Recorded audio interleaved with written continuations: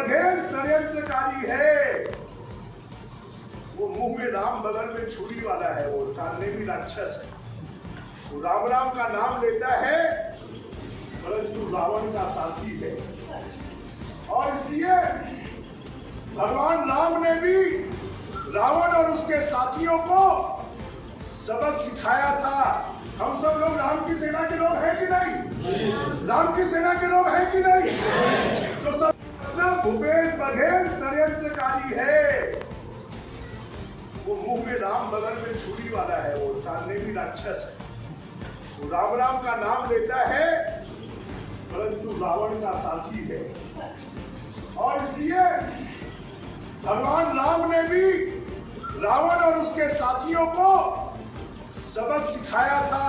हम सब लोग राम की सेना के लोग हैं कि नहीं? राम की सेना के लोग हैं कि नहीं? तो सब भूपेश बघेल षड्यंत्रकारी है। वो मुंह में राम बगल में छुरी वाला है, वो तालने भी राक्षस है। वो राम राम का नाम लेता है परंतु रावण का साथी है। और इसलिए भगवान राम ने भी रावण और उसके साथियों को सबक सिखाया था। हम सब लोग राम की सेना के लोग हैं कि नहीं? राम की सेना के लोग हैं कि नहीं? तो सब